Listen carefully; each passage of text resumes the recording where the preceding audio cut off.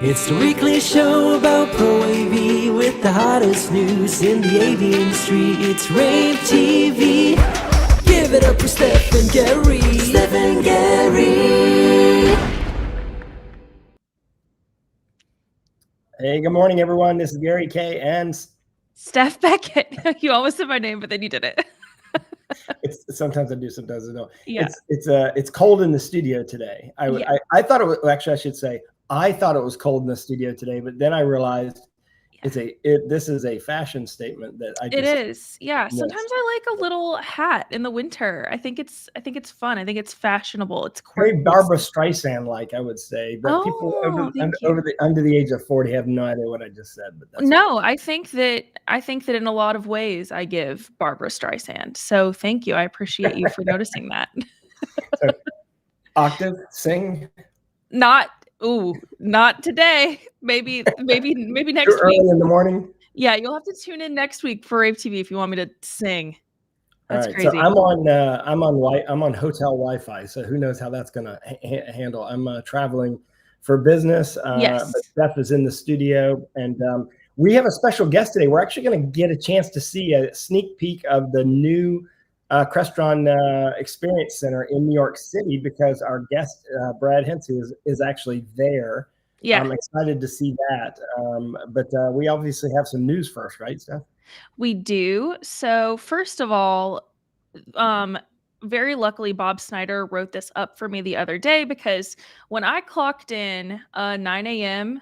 Eastern time, Monday morning, I saw on LinkedIn a lot of people were talking about SmartCom. Mm-hmm. So this is kind of a big deal, and especially people in the UK are talking about this a lot because basically what happened is a tax department of the UK government filed a bankruptcy petition for this company on Valentine's Day, which is that's the meanest thing you could do, honestly. I don't think the government pays attention to holidays like that. Well, they should have. And it stinks because a lot of big customers went over or went under.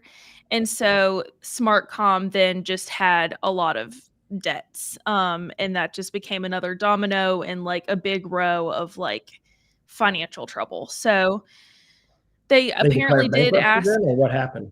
Do what?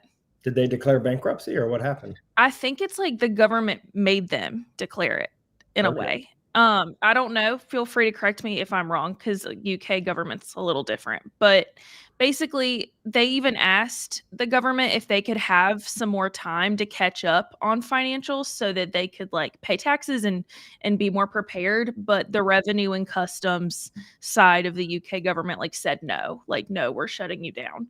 But luckily, the AV industry is a really great place, and a lot of people have posted hey, here are some jobs. And so if you have lost your job due to this, feel free to even reach out to me and Gary. A lot of people reach out to us with new jobs and opportunities in the industry, so we're happy to help you as well. Yeah, absolutely. It's sad to hear, every country has different laws regarding the financial aspects of the company to protect the customers and the partners. And so I'm not privy to all the details, but Bob Snyder wrote a great article on this. You can see that article at ravepubs.com right now. I'm getting a little bit of feedback. Are you hearing that feedback, Steph? Or are you yes, a little bit. I think Jeff maybe needs to. I'm not sure what that's. Hopefully they're not hearing that. Maybe it's only us hearing it, possibly. But you are watching rAVe TV, which is live every Wednesday at 9 a.m. Eastern time. We also restream this at noon for our partners on the West Coast. Of course, we're at 9 a.m. on the Eastern time, so that the UK and Europe sees us at 2 o'clock and 3 o'clock at their time. And in other news, I think the big story of the week, I think, has to be PowerSoft acquiring kARray. That's a big acquisition. kARray is a big speaker company out there, known for their live events and large venue, I should say, speaker systems, and of course PowerSoft, known for their amplifier and unique digital signal processing amplifiers. So I think that's an interesting acquisition. They bought 51%, but they have an automatic option to buy the rest of the company. So I'm guessing that will happen. But let's pop on our guest, Brad Hensey from Crestron. Brad is actually you're in the new Experience Center in Crestron in New York City. Is that right? Yep, I am. I was here yesterday, and I'll be here today again. We had a great event with a bunch of customers and partners. It looks awesome. We're excited for you to take us through. I have actually not seen this from this side. I've seen videos that you guys have posted. Obviously, I follow you guys along on social media, but Gary and I are excited for you to walk us through in this way. Well, hopefully it doesn't make everyone sick moving around the space. But it's really a beautiful space. I think every time I come and we meet with people, everybody comments about just the feel of it. It feels like a very high-end office space, a working space, which is always the best way to show off your technology, right? Because then it's not conceptual, it's actually real. And a lot of the areas, behind me here, you can see desk booking, hot desking areas. This one you were talking about, Barbara Streisand earlier. All of the rooms are named after famous musicals. I love that. This room is my favorite. This is called Wicked. Actually, and so what we do in this room is really cool. After you go through a tour of the space, you come into this space, and then what we do is we can pull product out of the drawers, right? You can plug it in, you can see it work, you can really start designing and interacting with the technology. So it's really great way to make it real. And that's one of the things that we love. We've got a nice little golden 1 million NVX here as well. Yeah, it's a super cool space. One of the things that we talked about yesterday at the event was return to office, and a customer asked, what's your take on return to office, and will that push more technology or not? Does that mean that UC is dead? And we are like, no, it will mean more technology investments. We're already seeing that from a lot of customers, because if you think about it, you've got everybody in the office, they need to collaborate really well in person. So air media, content sharing, all that kind of stuff is really critical. But then also you've got customers, you've got partners, you've got other locations. And so video conferencing, UC is still really critical to accomplish that. And so we talked through some of those things. This behind me is the room we call Rent. And this is the Sightline room with Automate VX, our multi-camera solution. We've got NVX to distribute the video around the space. And then this room here, I won't tell you, well, okay. The background of this next room is called Jersey Boys. Love. And it's got the video bar 70.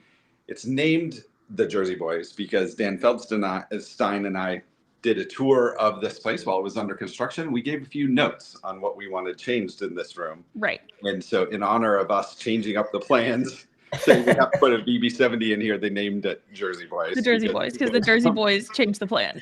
So, you do realize you're playing to Steph completely with these musical rooms, right? You're did not know that. That's great. Yes.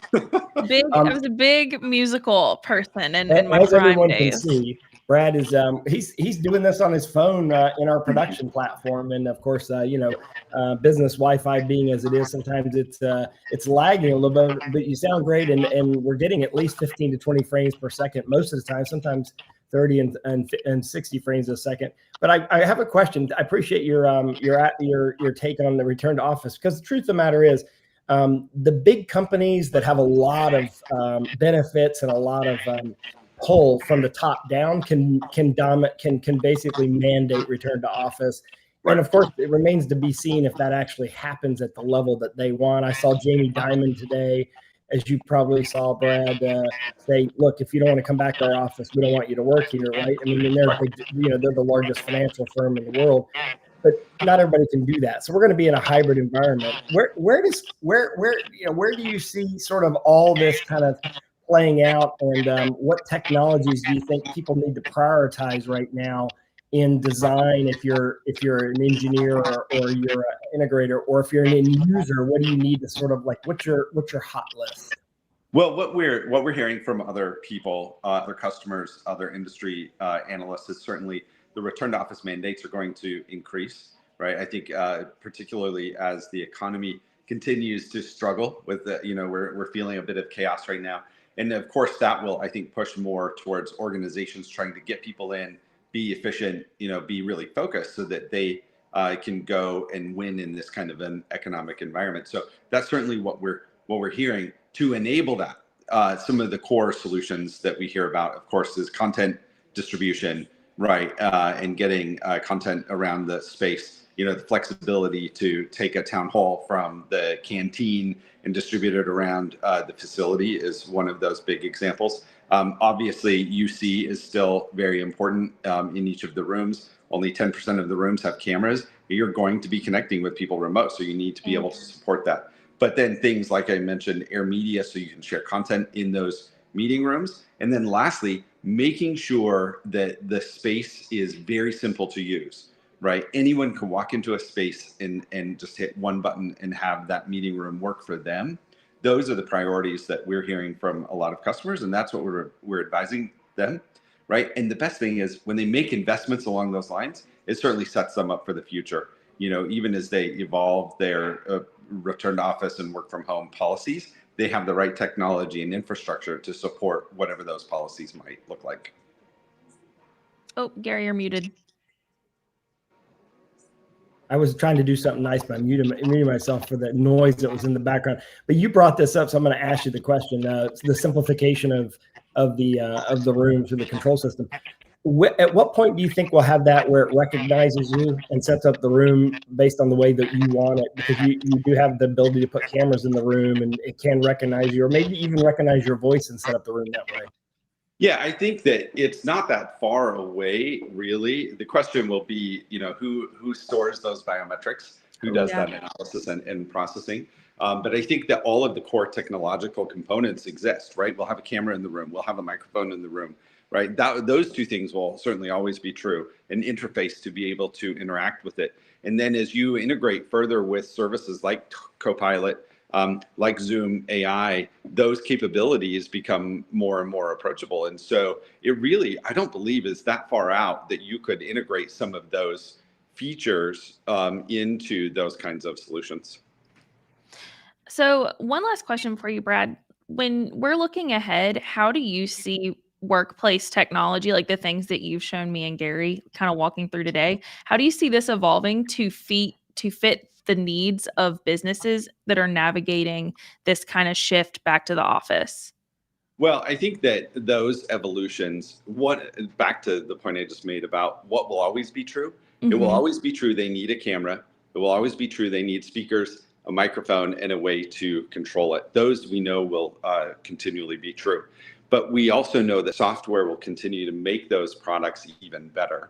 And so choosing the hardware and choosing the products that allows a customer to evolve over time with software updates and pushing it that way, those are the things that they should prioritize, because those cameras will get smarter with intelligent video, right?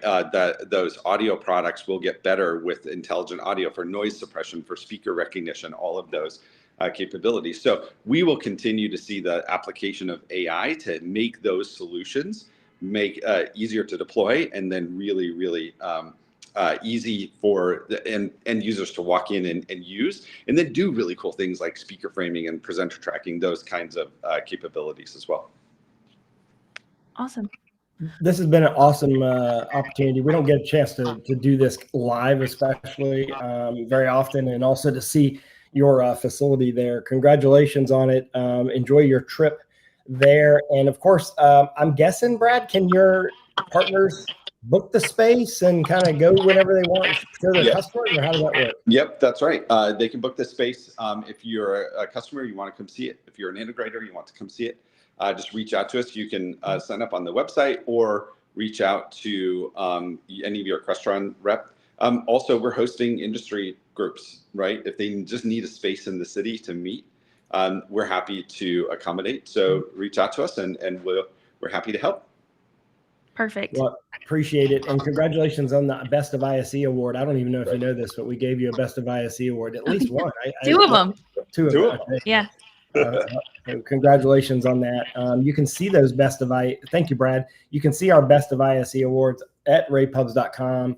you can easily go to ravepubs.com/ISE at any moment in time and see those. And Steph, the feedback's been really positive. I mean, one thing that I think that we have always been really good at is we don't charge people to enter for awards. We don't have any kind of a registration form for it. These awards are given away because they deserved it. It was the best that we saw at the show. And we don't pre-decide the awards like a lot of the other publications. We look at what we actually see at the show and award it appropriately. So it takes us a little longer. A lot of these companies what people wonder how they give out their awards during the show. The only way to do that is to have awarded it before you get to the show. There's no other way to say it. It's impossible to do it elsewise because, there's 1,600 exhibitors and you got to give each one an equal share at each award rather than just awarding the big companies. Yeah, I think that a lot of other companies kind of award based on, having meetings with the companies ahead of time to check out the products, or awarding based off of like the press releases that, a lot of times the press gets ahead of time. But I guess what I think is really great about ours is based off of the experience that we have with the products at the show. So I think that makes it a little bit different. So yes, just a reminder to everybody, Gary and I announced these last week during Replay ISE 2025. But the story is live on ravepubs.com. So you can go read it, go check it out. We awarded about 56 different awards this year. And just, I wanted to include one of the video clips of one of our winners. This is from Valens, but also a few other companies, Look Meeting Technology, I think it's called, and one other company, and they created this like meeting room of the future experience. And this video is of me kind of taking a demo of it. So check this out. This is a short clip of it, right? Yep. So this is what an immersive meeting is like if you're joining in a really, really immersive experience. So I'm kind of joining as a remote participant. So if I was working from home, this is what this experience would look like for me. But Guy over here is going to take you through all of what this experience is and what this looks like for the people who are joining in the office. Yes. So what we're basically trying to do, we're trying to solve the hybrid meeting challenge, okay? Because some people are working from home and some people have arrived at the office and they want to collaborate and feel like they're sitting in the same room. So what we've built is a very simple solution that is actually just your screen in the meeting room. Just replace that. Everything is integrated into it. So the sensors, the cameras, the microphones, the speakers, you don't need to integrate anything with the room. And then it provides you with the experience that everybody is sitting around the same table, everybody has his own chair, okay? So that we've shown here the home station and we're showing here the meeting room. The idea is that we're recovering direct eye contact so that if you're sitting at the home post and we all look at you, you should be able to appreciate that we are now talking to you and look you in the eyes in a natural way. It's not a fake gaze fixing, right? And not just that, if we now look at someone else like Danielle, for example, you should appreciate that at your post at home that we're looking at someone else and we're looking to the direction of Danielle, right? And now back to you, so there's a conversation that we can manage that doesn't feel like, we're not in the same place. Okay, Gary had to drop off, so I'm going to continue the rest of this broadcast by myself. So let's kind of go through a few more news stories from the past week. Of course, it wasn't as big of a news week as ISE. We're kind of coming out of a big news time. But so Apex Technologies, they debuted a cloud management solution called the Apex Power Hub. And this is kind of important. I wanted to include this because it's kind of just another instance of a company looking to cloud-based management. This is a huge trend. This is something Gary keeps bringing up. This is something I've brought up. But yeah, what this does is this is supposed to give integrators like real-time insights and control over their customers' power infrastructures. It's basically like the same thing that just about any other cloud management solution is made to do, but this one is specifically for Apex Technologies. So it kind of gives you power quality data in real time to any of your web-enabled devices, control and automation of devices, and that kind of thing. So wanted to bring that up. Of course, the full story is at ravepubs.com if you want to check out the rest of it. So before I continue, wanted to shout out to our other sponsor and partner. We heard from Crestron earlier today. Thank you, Brad. And now we're going to hear a quick message from our sponsor and partner, Shure. When it's your job to make sure everyone gets a say, you need a flexible solution that can go from lights on to mics on in seconds. That can effortlessly adapt and turn any room into a collaboration space. A solution that seamlessly scales up, no matter how many seats are at the table. With Shure MXW Next, there's always room for more.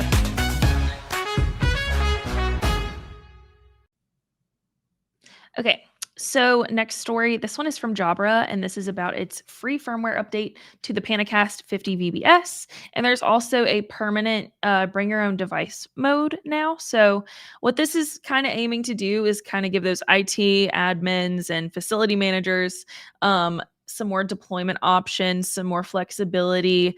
So permanent BYOD mode, this kind of allows users to manage meetings directly from their PC, of course, and adapt then to different room configurations, which is nice. So this update also includes some Wi-Fi connectivity. So now your IT teams got some ability to deploy and connect this within any space in a wireless network. And yes, I think these are all of their Panicast Android video bars are expected to launch mid 2025, and they are all Microsoft device ecosystem platform-based solutions. So, all right, let's continue on with the next story. This next one, this is from Viking. So this is I wanted to add, a little more of a security story in here too. Viking has a new ADA compliant one button emergency phone. So this is going to be perfect for your schools, for your corporate offices, anywhere where you potentially need a very easily used emergency solution. But yeah, the story basically talks about how this is good for your school, your hospital, a parking facility, your campus, your industrial sites. These connect to emergency personnel with one single button press. And these are weather and vandal resistant. And yes, they meet ADA requirements for emergency phones. So let's go to one more story. Well, I have a few more, but one more for now. So this is from Diversified. They did some research. And within this research, they basically say that video conferencing and UC technology right now are kind of improving the well-being of the workforce. But that companies are kind of under investing in workforce technology, including those video conferencing tools, collaboration platforms, advanced production and broadcast solutions, all of the stuff that we just saw at ISE. A lot of companies are just kind of under investing in that. But they basically did this survey of more than 1,600 US employees, and they found that 89% of those use personal devices or apps for work due to the ease of use compared to company provided options, which that's not the best because that does create some cybersecurity and compliance little holes there. But also 88% said that their company's technology tends to actually limit creativity and problem solving. So that's just really interesting because I don't think that NAV, we typically have that problem, but I can see that in some corporations that are a little bit outside of our industry. They do tend to, I think, use older and more rigid forms of collaboration technology because they're so worried about cybersecurity risks, which I get. But like these people are saying, that does sometimes hinder creativity and productivity. So I just thought this was very interesting because people want to collaborate. They want to work hard. So it's just kind of we're in this very weird space because the culture of work is changing right now, and workplace technology is a huge part of that. So your workplace structure kind of has to meet this somewhere in the middle. So the full story is at ravepubs.com, so you can check that out. So I did want to mention our third sponsor and partner. This is rAVe. They basically unveiled a brand new all-in-one conferencing bundle. This is with the VB370A and CP10G2 for seamless Zoom Rooms integration. So you can read more. We have a QR code that will take you to their story on rAVe's site, but we also have a story on rAVe Pubs about this too. The VB370A is a 4K dual lens video conferencing bar, and this is, of course, powered by Android, designed for those mid to large meeting spaces. This has AI-driven smart composition, all of those things that you look for in an rAVe camera, auto framing, intelligent voice tracking, all that. 18 times zoom, and of course a wide angle fixed camera, so you get that full room coverage. And it also has a 14 microarray with beamforming technology, so it's got pickup from up to 10 meters away. And it's of course got those audio fencing, noise blocking, echo cancellation, all of those things that you look for as well. And then in terms of the controller, it's a 10.1 inch capacitive touchscreen panel. It's designed for that Zoom Room integration, one touch meeting control, scheduling integration, and of course a very ergonomic, easy to use design for tabletop, or it can be used mounted on the wall. So check more of that out. You can go to ravepubs.com, or you can scan the QR code, and rAVe has a story about this on their site. So one last story of the day before I just kind of send you guys some reminders about things we have coming up at rAVe. This is our case study of the week. This is VizCon's Vioso 6 sim. This is an ocean simulator, so it's kind of driving this real immersive maritime experience, which I thought is cool. Definitely go check out this full case study on rAVe, because we've got really, really great pictures in here that are kind of showing you exactly how this is used. But basically, this is like used in maritime research training at the new Seven Oceans simulator in the Netherlands. So this projection technology is helping to recreate the high seas in immersive detail to help this research, which is really cool. So this is where this institute is. It's one of the world's leading institutes for hydrodynamic and nautical research. And this is kind of using these two simulators and several other solutions, all integrating to kind of do the same thing, but they're simulating a full range of maritime operations, ship handling to multiplayer offshore operations. So it's using a lot of like calibration, alignment technology to recreate this like ocean environment. So definitely go read the whole thing and check out the pictures of how awesome this looks. Of course, you can do that at ravepubs.com. So as we're winding down here, I have a couple of reminders of some events that we have coming up for you. So this first one, March 6th, 1 p.m. This is from Shore. This is on simplifying networked AV, deploying and managing PoE devices, PoE Plus devices. So this is really for our end user, IT manager, in-house integrator audience. This is really, really made for you guys. So this is kind of, if you're looking to streamline your AV deployments, Power over Ethernet Plus obviously is a great option for that.